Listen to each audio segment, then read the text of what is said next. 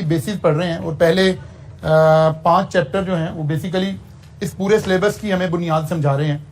और यहाँ से डायरेक्ट क्वेश्चन मतलब ऐसे नहीं आएगा कि इनमें से कोई चीज़ हमने एक्सप्लेन करनी है, बल्कि बिजनेस सिनेरियो में इन एरियाज के अंदर इफेक्ट्स आ रहे होंगे और हमने उन इफेक्ट्स को एवेल्यूएट करना है, उन इफेक्ट्स को हमने देखना है कि क्या कुछ हो रहा है। जैसे अगर मतलब हमारा आजकल एग्ज़ाम फ़र्ज़ कर लें, अभी तो एग्ज़ाम आपके बिल्कुल करीब नहीं है, लेट्स अज्यूम ये एग्ज़ाम के डेज होते हैं और ये सारा पॉलिटिकल एनवायरनमेंट जितना कुछ हमारा चेंज हो रहा है इस वक्त, इवॉल्व हो रहा है, तो डेफिनेटली एग्जामिनर एक ऐसा सवाल बनाता जिसके अंदर इन सारे फैक्टर्स को इनकॉर्पोरेट करता कि ये कुछ इस तरह का हो गया, इस तरह का हो गया, अब कंपनी के ऊपर इसके इम्पैक्ट बताइए। तो फिर उसके बैकग्राउंड में वो हमें बता रहा होता है कि जी डॉलर के अंदर ये चेंज आ रही है, स्टॉक एक्सचेंज में ये चेंज आ रही है, क्योंकि अभी हमने ये वाला एरिया पढ़ा। आज हम कह रहे हैं impact of social and legal environment on business, कि अगर कंट्री के अंदर सोशल या लीगल एनवायरनमेंट चेंज हो तो इससे हमारे बिजनेसेस के ऊपर क्या इंपैक्ट आएंगे। इस चैप्टर के अंदर हम ये बातें पढ़ रहे हैं। एक दो बेसिक सी डेफिनेशन है कि attitude is a way of feeling और acting towards a person, thing और सिचुएशन। यानी हम ये कहना चाह रहे हैं कि माशरे में, जिस सोसाइटी में हम बिजनेस कर रहे हैं, वहाँ एटीट्यूड क्या है, यानी किसी इवेंट के ऊपर वो सोसाइटी कैसे रिएक्ट करती है। ठीक है ना। जैसे इंटरनेशनली खुदा ना खास्ता कोई तौहीन रिसालत का इवेंट हो तो हमारी सोसाइटी कैसे रिएक्ट करती है, ये थोड़ा डिफरेंट हो सकता है बाकी मुस्लिम दुनिया कैसे रिएक्ट करती है। इसका मतलब है कोई ऐसा इवेंट हो रहा है तो उसका हमारी बिजनेस कम्युनिटी के ऊपर इफेक्ट पड़ रहा होगा। मसलन हमें नजर आता है कि अगर कोई तौहीन रिसालत या और इस तरह का कोई मामला हो तो हमें सऊदी अरब में नहीं नजर आता कि सारे रोड्स ब्लॉक हो गए हैं, सारा कुछ हो गया है। दुबई में नजर नहीं आता, लेकिन पाकिस्तान में नजर आएगा कि जनाब सारा कुछ शट डाउन हो जाएगा, एहतजाज शुरू हो जाएगा। इसी का नाम एटीट्यूड है कि ओवरऑल जर्नल एटीट्यूड क्या है टुवर्ड्स द पर्सन, किसी इंसान के बारे में, और थिंग और सिचुएशन। अच्छा जी, फिर हम यहां पढ़ ये रहे हैं कि असल में बिजनेसेस जो हैं वो ऑपरेट कर रहे हैं कहां पर, सोसाइटी के अंदर। Business operate in and for society, society में ऑपरेट कर रहे हैं, सोसाइटी के लिए ऑपरेट कर रहे हैं। इसका मतलब है therefore nature, values and custom of the business should be directly influence of the society. वो इसका मतलब है बिजनेस की नेचर और बिजनेस की वैल्यूज और कल्चर, ये बराह रास्त क्योंकि उसी सोसाइटी में काम कर रहा है तो उस सोसाइटी के साथ इसका अफेक्ट होगा, लिंक होगा। या आप ऐसे कहिए कि किसी भी बिजनेस को उस रीजन में जहां वो ऑपरेट कर रहा है वहां की वैल्यूज के मुताबिक, वहां के कल्चर के मुताबिक और वहां के बिजनेस एथिक्स के मुताबिक ही काम करना पड़ेगा, तभी बिजनेस जो है वो कामयाब होगा। इनमें से किसी चीज में हम कोई कॉन्फ्लिक्ट क्रिएट करेंगे तो उसके साथ हमारे बिजनेस पर आ रहे होंगे। तो इस चैप्टर का बेसिक मकसद यही है कि अगर इन 2-3 चीजों में से कोई चीज अफेक्ट हो रही हो कल्चर के अंदर तो फिर हमारा बिजनेस कैसे अफेक्ट करेगा।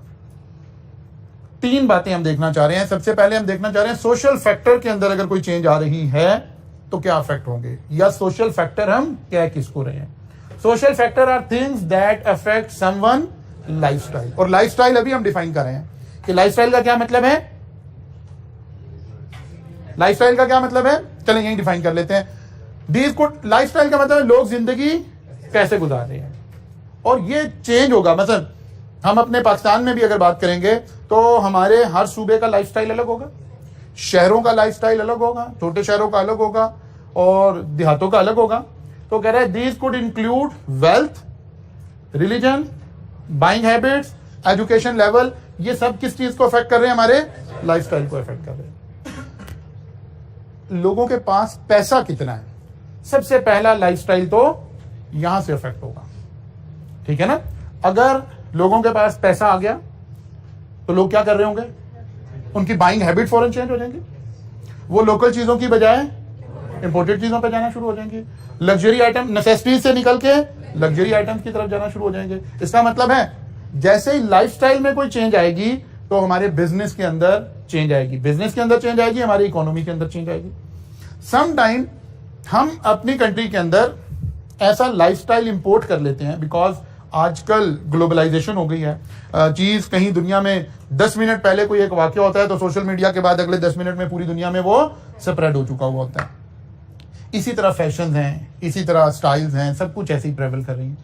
तो सम टाइम हम ऐसा लाइफस्टाइल भी इंपोर्ट कर लेते हैं हमारे ऊपर एम्फेसाइज हो जाता है, जो हमारे कल्चर से, हमारे नॉर्म से या हमारी वेल्थ से या हमारे रिलीजन से मैच नहीं कर रहा होता, लेकिन आ जाता है और उसके असरात फिर हमारे बिजनेसेस पर आना शुरू हो जाते हैं। तो हम इस तरह की बहुत सारी चीजें, इस तरह के बहुत सारे फैक्टर इस चैप्टर के अंदर पढ़ने के लिए जा रहे हैं। वेल्थ को हम कैसे मेजर कर सकते हैं? वैसे अगर हमने वेल्थ मेजर करनी हो, लाइफस्टाइल तो उसका इनडायरेक्ट आफ्टर इफेक्ट्स है ना। क्वेश्चन में हमें कैसे पता चलेगा कि लोगों की वेल्थ बढ़ गई है कि कम हो गई है? एक शाबाश शाबाश, यहां से निकला है लफ्ज कोई? नहीं, यहां से एक लफ्ज आया, पर कैपिटा इनकम, ठीक है ना। एक है नेशन की वेल्थ। नेशन की वेल्थ को हम किससे मेजर करते हैं? जीडीपी से, ठीक है ना। जीडीपी होती क्या है वैसे बाय द वे? क्या मतलब है इस बात का? कि हम आमतौर पर दो चीजें, जो चीजें हमने प्रोड्यूस की हैं उनकी सेल्स वैल्यू, और जो सर्विसेज हमने की हैं उनकी सेल्स वैल्यू, इसको अगर हम सम अप कर लें तो जीडीपी बन जाता है, ठीक है ना। अब क्योंकि जब भी हम कंपेयर करना शुरू करते हैं तो हमारी कोशिश होती है कोई ऐसी फिगर लें जो रिप्रेजेंट कर रही हो। मतलब बहुत सारे कंट्रीज होंगे जिनकी जीडीपी पाकिस्तान से कम होगी,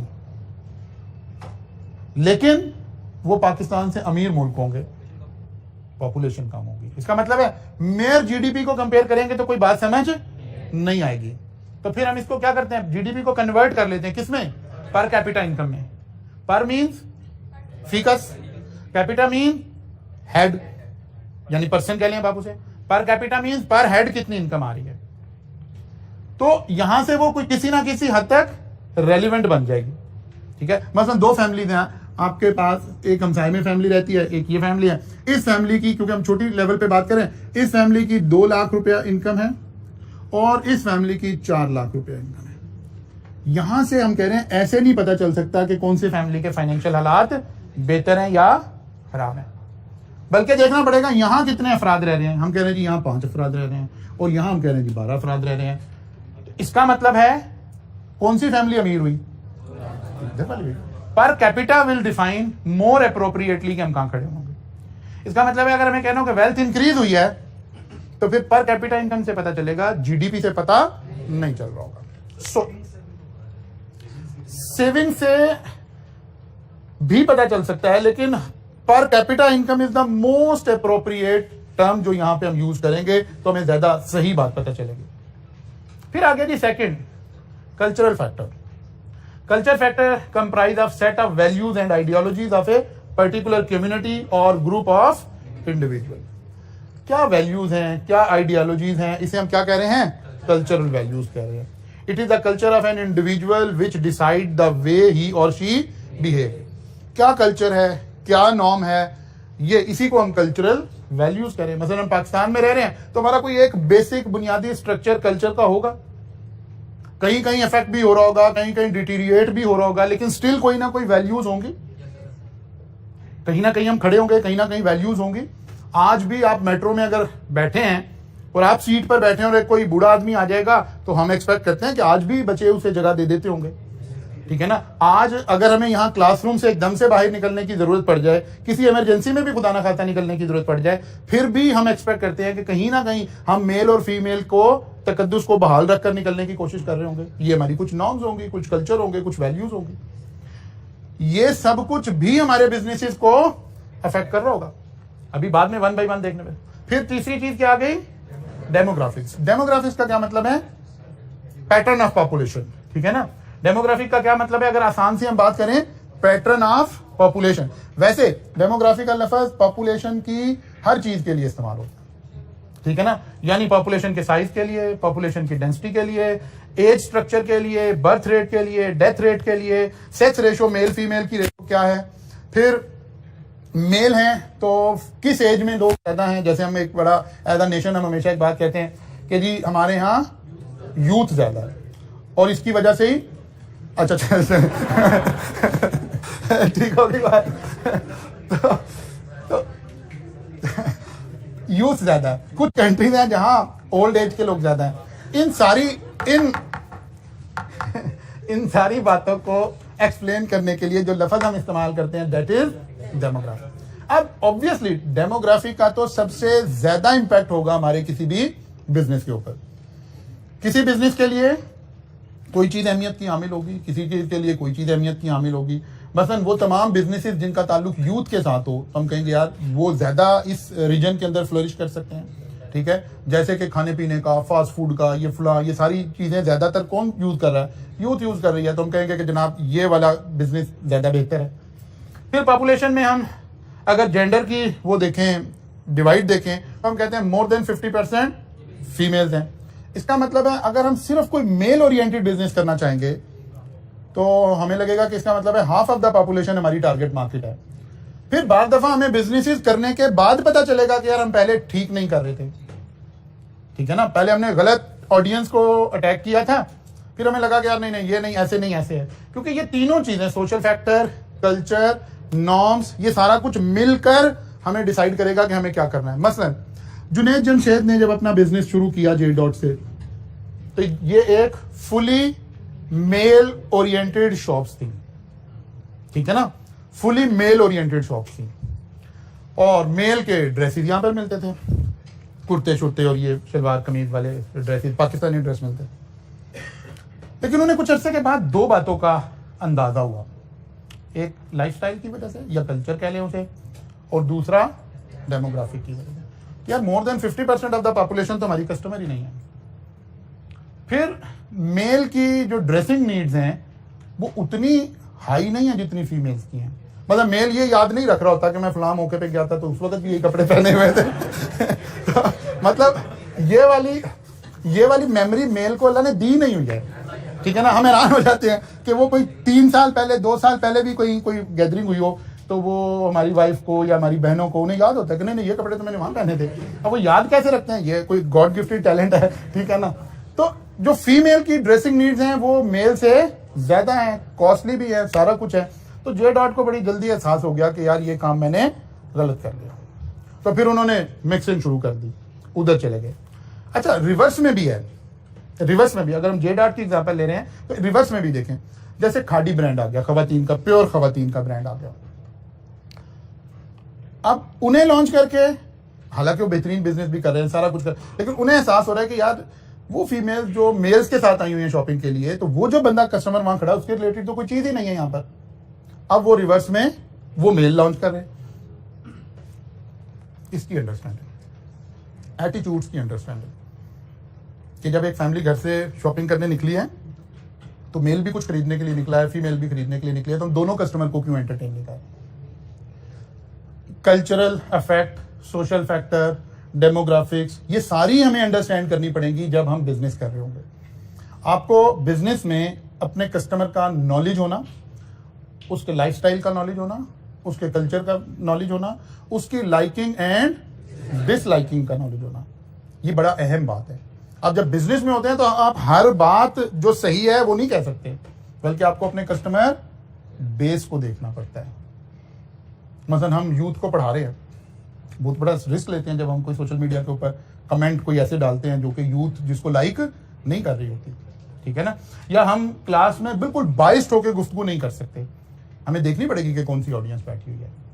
इसी क्योंकि ये एक बिजनेस एक्टिविटी हो रही है ना, हम तो इसको बरमला कहते हैं कि एक बिजनेस एक्टिविटी हो रही है इस वक्त। हम पढ़ा रहे हैं, आपको हंस के दिखा रहे हैं, उसका पीछे उसके पीछे बिजनेस भी है, ठीक है ना। हो सकता है मेरे बच्चों का और मेरी वाइफ का मेरे बारे में ये ख्याल ना हो कि बंदा तो हंसता बोलता भी है, ठीक है ना। या मेरे बच्चों का मेरे बारे में ख्याल होना जरूरी नहीं है कि पापा से कोई भी चीज समझने चले जाएं तो वो बड़े डिटेल से समझाते हैं, स्लाइड्स बनाते हैं, सारा कुछ करते हैं, फिर हमें समझाते हैं। नहीं, क्योंकि वहां पैसे नहीं मिल रहे होते, ठीक है ना। तो इसका मतलब है आपको अपनी ऑडियंस, अपने कस्टमर, उनके मुताबिक बिहेव करना पड़ रहा होता है। इसी को अंडरस्टैंड हम करना चाह रहे हैं कि किन किन फैक्टर्स को देखना। तो सबसे पहले आ गया जी attitudes and lifestyle. Attitude refer to a set of emotion, belief, behavior toward a particular object, person, thing or event। वही डेफिनेशन अब हम आगे ले आए जो हमने पहले पढ़ी कि जनाब इसको हम एटीट्यूड कह रहे हैं। Lifestyle is a way of living of individual, families and societies which they manifest in कॉपिंग with their physical, social and emotional. वो कह रहा है ये इसको हम लाइफस्टाइल कह रहे हैं। लोग जिंदगी कैसे गुजार रहे हैं, लोगों के रहने का तरीका क्या है, घरों में एज अ सोसाइटी, शहरों का माहौल हो रहा है, देहातों का माहौल हो रहा है, एक प्रोविंस का हो रहा है, दूसरे प्रोविंस का हो रहा है, इसको हम लाइफस्टाइल कह रहे हैं। वो कह रहा है इसको हमें समझकर फिर क्या करना है, हमने देखना है ये कौन से फैक्टर हैं जो हमारे कहीं पर आएंगे और उसका इंपैक्ट हमारे बिजनेस पर क्या आ रहा होगा। वो कह रहे हैं ये जो दो चीजें ना, एटीट्यूड एंड लाइफस्टाइल, ये अफेक्ट करेंगी इन सारी बातों से।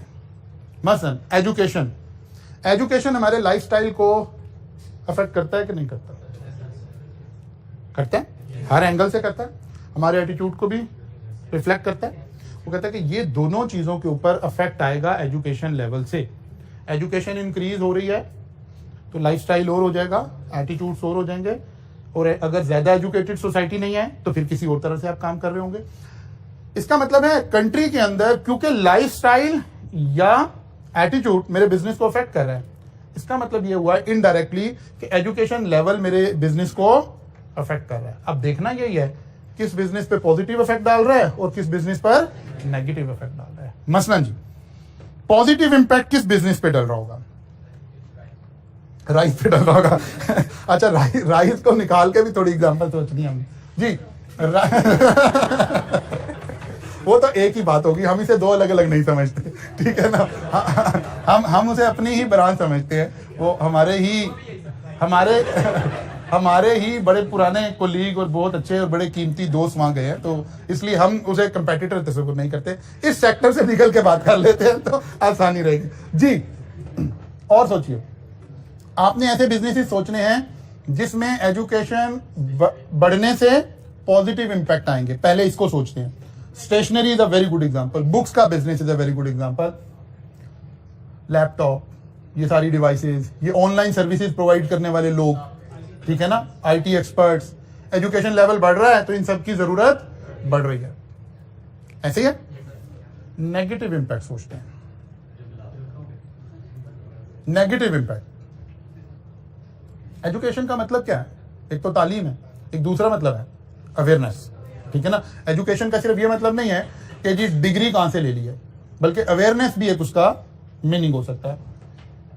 हेल्थ के बारे में जितनी अवेयरनेस बढ़ती जाएगी, जितने लोग हेल्थ कॉन्शियस होते जाएंगे, उतने ही वो बिजनेसेस जो हेल्दी चीजें प्रोवाइड नहीं कर रहे हैं उनके बिजनेस को उतना ही थ्रेट होगा, ठीक है।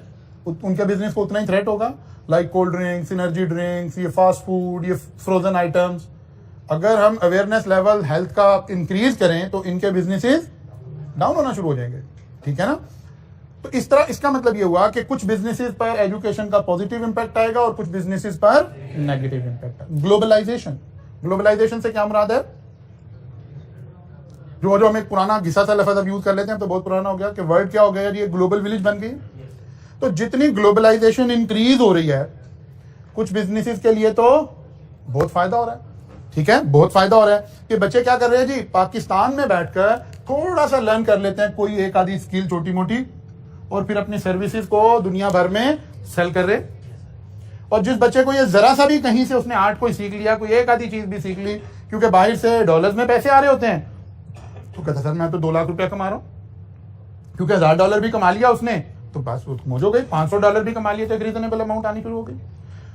तो बहुत सारी चीजों के पॉजिटिव इंपैक्ट है ग्लोबलाइजेशन की वजह से। कि मेरी अगर कोई सर्विस है और मैं लाहौर में बैठा हुआ और मैं अज्यूम कर लूं मैं आज तक लाहौर से बाहर कभी नहीं गया, तब भी मेरा कस्टमर कनाडा में बैठा है, यूके में बैठा है, सऊदी अरब में बैठा है, दुबई में बैठा है। तो ग्लोबलाइजेशन के बहुत सारे बिजनेसेस के ऊपर पॉजिटिव इंपैक्ट है, ई कॉमर्स के और ये सारी चीजों के, ठीक होगी बात। और कुछ चीजों पर नेगेटिव इंपैक्ट है। इसकी रिवर्सल साइड क्या है कि कुछ बिजनेसेस ऐसे हैं जो ग्लोबलाइजेशन होने की वजह से उसमें कंपटीशन इंक्रीज हो गया। तो पहले उन्हें शेल्टर हासिल था, वो लोकल बिजनेस थे, बाहर की चीजें आती नहीं थी, अब जनाब लोग बिल्कुल बाहर से फॉरेन से चीजें मंगवा लेते। इसका मतलब ये हुआ कि दोनों पॉजिटिव एंड नेगेटिव दोनों इंपैक्ट आएंगे हमारे इस सारे बिजनेसेस के ऊपर भी। अर्बनाइजेशन का क्या मतलब है? शहरों में आबादी के आने को हम कहते हैं अर्बनाइजेशन हो रही है, ठीक है। इकोनॉमिक्स या जो सोसाइटीज हैं वो रूल्स तो हमें कहते हैं हमें शहरों में लोगों को आने से रोकना चाहिए, ठीक है ना। और ये कोई बहुत बड़ा आर्ट नहीं है। आप हर डिस्ट्रिक्ट के अंदर एक बेहतरीन हॉस्पिटल दे दें, एक कॉलेज यूनिवर्सिटी दे दें, लोग वहां रुकना शुरू हो जाएंगे। फिर रही सही कसर, मतलब वो बल्कि वो काम लोग खुद ही कर लेंगे अगर लोग वहां रुकना शुरू करेंगे। तो कोई अभी तो 1-2 लोग ऐसे हैं ना, मलक रियाद और इस तरह के हजारों लोग पैदा हो जाएंगे कि हर शहर देहात के अंदर भी एक अच्छी सोसाइटी बना दें जहाँ रहने का माहौल इस जैसा ही हो, मोर और लेस ऐसा हो, तो जाहिर है लोग वहीं रुक जाएंगे। ये प्रेशर शहरों के अंदर कम हो जाएगा। लेकिन अर्बनाइजेशन की वजह से बहुत सारे बिजनेसेस बेनिफिशरीज हैं। हर वो बिजनेस जो शहरों से रिलेटेड है, शहरों में पॉपुलेशन बढ़ रही है तो हमें तो बेनिफिट हो रहा है। अगर पूरे पाकिस्तान में सीए के कॉलेजेस खुल जाएं तो जाहिर है फिर हमारे पास ये रश नहीं होगा। अगर नहीं खुल रहे हैं तो फिर हमें इसका एक बेनिफिट हो रहा है। लेकिन कुछ बिजनेसेस ऐसे होंगे जिनको नुकसान हो रहा होगा, मतलब वो तमाम बिजनेसेस जिनका ताल्लुक देहात से है उन्हें नुकसान हो रहा है। ये कस्टमर देहात का था जो शहरों में ट्रांसफर होकर यहां आ गया। सोशल मीडिया आप लोगों की जान जिंदगी, ठीक है। सोशल मीडिया के बहुत सारे फायदे हो रहे हैं। अवेयरनेस आ रही है, हर शख्स को एक्सप्रेशन ऑफ जो है वो उसकी आज़ादी मिल रही है, एक्सप्रेशन ऑफ स्पीच मिल रही है। हर बंदा अदाकार बन गया, हर बंदा फिलोसफर बन गया। ये सारी एक साइड है। लेकिन हम देख रहे हैं कि बिजनेस के ऊपर क्या इम्पैक्ट आया, मार्केटिंग टेक्निक। डायरेक्टली हम कस्टमर तक अप्रोच कर पा रहे हैं। पहले हम इतनी टारगेटेड मार्केट नहीं कर पाते थे। अब टेक्नोलॉजी की बेस पर बेहतरीन टारगेटेड मार्केट, क्योंकि ये सारे एल्गोरिदम से और उससे चल रही हैं, ये टेक्नोलॉजिकल प्रोडक्ट हैं, तो बिल्कुल जो कस्टमर हमारा है हम डायरेक्ट अपना मैसेज उस तक पहुंचाने में कामयाब हो रहे हैं। मसलन आज आप अपने व्हाट्सएप पर एक पिक्चर लीजिए अपने ग्लासेस की और उसे किसी अपने दूसरे दोस्त को भेज दें, व्हाट्सएप कर दें बस। फिर देखें तमाशा आपकी फेसबुक के ऊपर क्या होगा। अगले 10 दिन तक आपको ग्लासेस की ऐड आना शुरू हो जाएंगी। या आप शूज की पिक्चर लेकर एक जरा पिक्चर सेंड कर दें किसी को, तो फिर देखिएगा आपको शूज की जहां जहां सेल लगी हुई है वो सारी आपको नजर आनी शुरू हो जाएंगी। बिकॉज एल्गोरिदम से हम यही काम ले रहे हैं कि आपका ट्रेंड क्या है, आप किस तरह की चीजें देख रहे हैं। आप सोशल मीडिया को देखते देखते आप भले उस ऐड को खोलें भी ना, आप अपनी स्क्रीन पर अगर रुके हैं 2 सेकंड के लिए तो एल्गोरिदम इसको भी रीड कर रहा है कि आप किस चीज पर रुके थे। उस तरह की एड्स फौरन आपको दिखाना शुरू कर देगा। तो जाहिर है इसकी वजह से हमें बहुत ज्यादा बेनिफिट हुआ। बिजनेसेस को डायरेक्ट अप्रोच मिल गई उस बंदे तक जिस तक वो अपनी प्रोडक्ट पहुंचाना चाह रहे हैं, जो उसकी तलाश में है। पहले उसे क्या करना पड़ रहा था, पब्लिक एट लार्ज पे अपना मैसेज देना पड़ रहा था, मेन स्ट्रीम मीडिया के जरिए, होर्डिंग्स के जरिए, सारों के जरिए। अब सोशल मीडिया के बाद हम रेलिवेंट मार्केट को अपनी एडवर्टीजमेंट दिखा रहे हैं। वहां हम जेंडर भी सिलेक्ट कर सकते हैं, एज भी सिलेक्ट कर सकते हैं, आपका एटीट्यूड भी सिलेक्ट कर सकते हैं। इसी वजह से ये सारा काम उधर बहुत ज्यादा ट्रांसफर हो रहा है। तो ये इसके पॉजिटिव साइड्स आ गए। नेगेटिव साइड क्या है जी, कंपटीशन इंक्रीज हो गया है, अवेयरनेस बहुत ज्यादा बढ़ गई है। कस्टमर ने एक चीज लेनी होती है, उसके पास एक लंबी लिस्ट आ जाती है कि ये भी अवेलेबल है, ये भी अवेलेबल है, ये भी अवेलेबल है। और कंपटीशन हमेशा सर्विस और क्वालिटी को इंप्रूव करता है। कस्टमर के लिए हमेशा कंपटीशन बेनिफिशियरी होता है। आप लाइफ साइकिल आगे पढ़ेंगे चल के अगले चैप्टर में कि जब भी कोई नई प्रोडक्ट आती है, कोई टेक्नोलॉजिकल प्रोडक्ट आती है, तो वो कुछ अर्सा जो उसमें लीड कर रहे होते हैं उनके पास एक कुशन होता है कि वो उसमें बेनिफिट उठा लें, प्रीमियम प्राइस पर चीजें सेल कर लें। लेकिन फिर आगे जैसे ही चीज मकबूल हो जाएगी फिर कंपटीशन आना शुरू होगा, प्राइस कम होनी शुरू हो जाएगी, कस्टमर का फायदा होना शुरू हो जाएगा।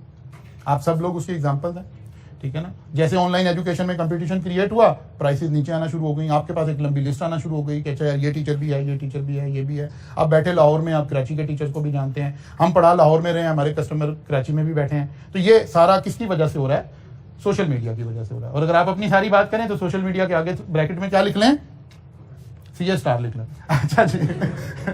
एडवांसमेंट इन टेक्नोलॉजी, जैसे जैसे टेक्नोलॉजी में एडवांसमेंट होगी तो कुछ बिजनेसेस हैं उनके ऊपर बड़ा पॉजिटिव इंपैक्ट आएगा, ठीक है। जो टेक्नोलॉजी से जुड़े हुए बिजनेसेस हैं, जो टेक्नोलॉजी की एडवांसमेंट का बेनिफिट उठा रहे हैं, फायदा हो रहा है उन्हें।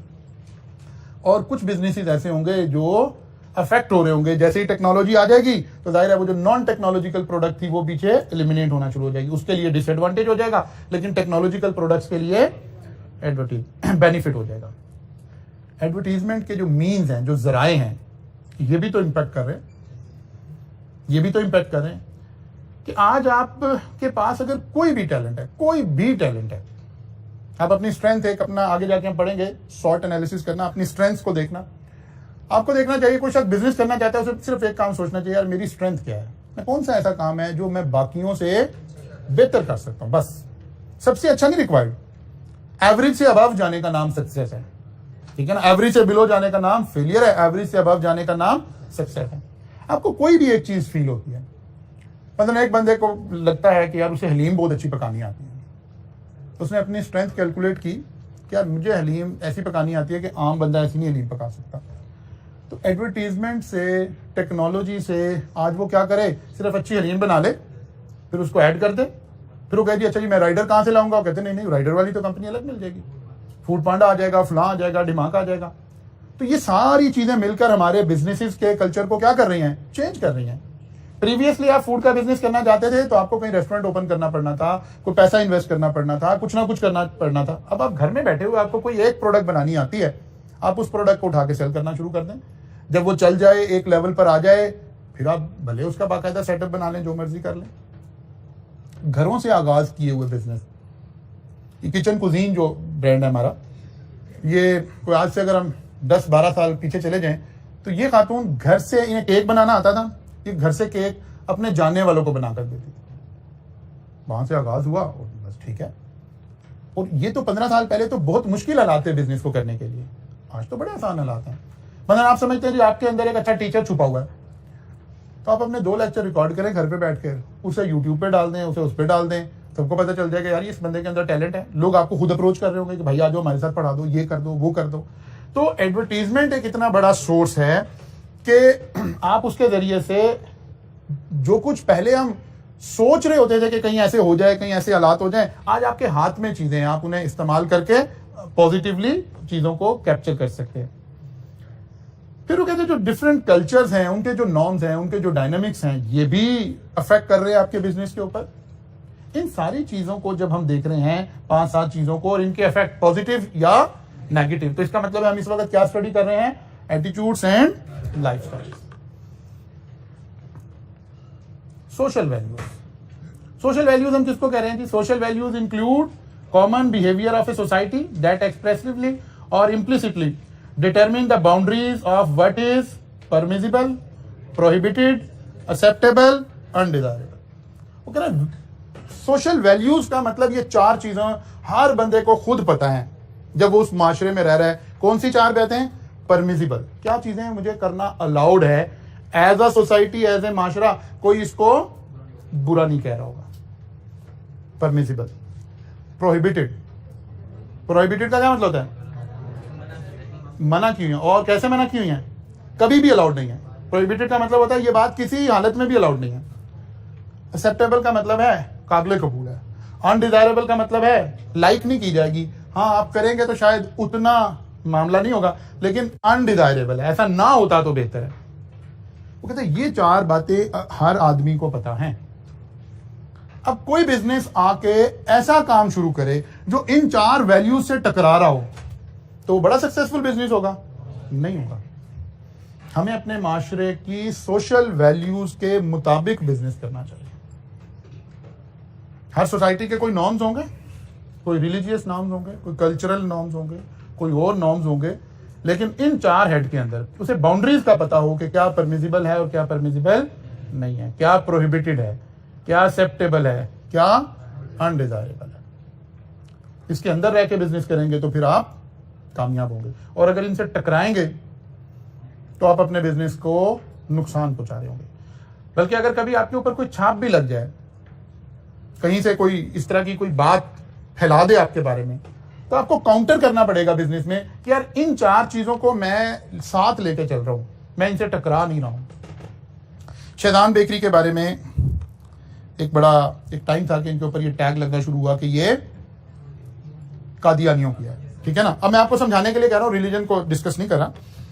तो आप देखिए कि अब भी शैजान बेकरीज की जो मेन बेकरीज हैं, वहां आपको बड़ी बड़ी हदीसें लिखी हुई नजर आएंगी, ला नबी आबादी और फलां, वो खत्म नबूवत से रिलेटेड आपको उनके शॉप के अंदर लगी हुई चीजें नजर आएंगी।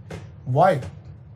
एक टैग लगा, उन्हें लगा कि यार ये बाउंड्रीज हमारी क्या हो रही हैं, क्रॉस हो रही हैं, लोगों को परसेप्शन दी जा रही है कि हम इन बाउंड्रीज में नहीं है, तो वो उसे काउंटर कर रहे हैं कि यार नहीं ऐसे नहीं है। अब वो बाकी क्या है क्या नहीं, वो अल्लाह ताला जानता होगा, लेकिन हम बिजनेस के एंगल से देख रहे हैं कि बिजनेस को काउंटर करना पड़ रहा है कि ये बात ऐसे नहीं ऐसे है। जब ये नया हमारे कंट्री के अंदर बीबी जॉन चिकन के नाम से चिकन का प्लांट लगा, तो लोगों के अंदर एक बात फैला दी गई कि यार ये तो, क्योंकि ये मशीन ऑटोमेटेड प्लांट पाकिस्तान में नए नए अभी आने शुरू हुए थे, तो कल्चर के अंदर एक बात फैला दी कि ये तो जी वो अमेरिकन स्टाइल में करंट के जरिए से ज़िबा करते हैं, तो ये तो हलाल ही नहीं है, प्रोहिबिटेड। हम सारा दिन सूद खा लेंगे, आराम खा लेंगे, करप्शन कर लेंगे, लेकिन गोश्त के हलाल आराम पे हम काफ़ी तवज्जो देते हैं, ठीक है ना। सोर्स ऑफ इनकम के हलाल आराम पे इतनी तवज्जो नहीं देते, गोश्त के हलाल आराम पे देते हैं। तो ये प्रोहिबिटेड वाले में आ गया। तो उन्हें बाकायदा तौर पर ऐड चलाना पड़ी, जिसके अंदर उन्होंने दिखाया कि कैसे ये प्रोसेस हो रहा है, किस तरह से ये हो रहा था। मैं उस वक्त अभी ऑडिट फर्म अपनी चला रहा था, तो मेरे पास इनकी कंसल्टेंसी थी एट दैट टाइम। तो मैं कई दफ़ा प्लांट पे गया हुआ था, तो मैं फिजिकली देख के आया था कि हाँ ऐसा हरगिज़ नहीं है, बल्कि वहाँ बंदे रखे हुए हैं, वो बर्ड को हैंग करते हैं, और उसके बाद 4-5 लोग हैं जो मुसलसल तकबीर पढ़ते हैं और मैनुअली हाथ से एक एक बर्ड को ज़िबा करते हैं। लेकिन जब ये बात फैली तो उन्हें पूरी ऐड बना के दिखानी पड़ी कि नहीं हमारी फैक्ट्री में काम ऐसे हो रहा है। उन्हें यह कहना पड़ा कि जनाब फला डेज जो है हमने ओपन हाउस रखा हुआ है, कोई आके देखना चाहता है तो देख ले। बिकॉज आप इन 4 लिमिट को क्रॉस करके बिजनेस नहीं कर सकते। तो बिजनेस को इन बाउंड्रीज को मेंटेन रखना है, ठीक है ना। बिजनेस को इन बाउंड्रीज को देखना पड़ेगा कि परमिसिबल बातें क्या हैं, प्रोहिबिटेड बातें क्या हैं, एक्सेप्टेबल क्या है और अनडिजायरेबल क्या है। वो कहते हैं जी हर बंदे को ये वैल्यूज ऑलरेडी पता हैं, ठीक है ना, इसलिए इनके ऊपर हमें कोई ज्यादा मेहनत करने की जरूरत नहीं है। वो कहते हैं जो हमारी बिजनेस की ये 3-4 चीजें हैं ना, ये इन 4 बातों के ताबे होने चाहिए। यानी मेरी बिजनेस की policies permissible, prohibited, acceptable, undesirable, इनकी बाउंड्रीज के दरमियान में होनी चाहिए। मेरी प्रोडक्ट्स भी ऐसी होनी चाहिए। यानी अगर हम मुस्लिम माशरे में रह रहे हैं तो यहाँ हलाल हराम की तमीज़ चाहिए, तो मेरी बाउंड्रीज इसके अंदर होनी चाहिए। मैं अगर मीट प्रोवाइड कर रहा हूँ या कोई भी प्रोडक्ट प्रोवाइड कर रहा हूँ, तो मेरी जो प्रोडक्ट्स हैं वो हमारी इन प्रोहिबिटेड आइटम में शामिल नहीं होनी चाहिए, इसके अंदर अंदर रहनी चाहिए। मेरी पॉलिसीज भी ऐसी होनी चाहिए। मार्केटिंग पिच भी प्रोडक्ट की ऐसी होनी चाहिए कि वो उन नॉर्म्स के अंदर अंदर रह के काम कर रहे हो। आपको खुदा ना खास्ता किसी प्रोडक्ट की मार्केटिंग पिच ये नजर आए कि यार की तो उन्होंने अपनी प्रोडक्ट की एडवर्टीजमेंट है, लेकिन यार इन्होंने अनडिजायरेबली मेरे रिलीजन को हिट करने की कोशिश की है, क्या आप वो प्रोडक्ट खरीदने जाएंगे? नहीं जाएंगे।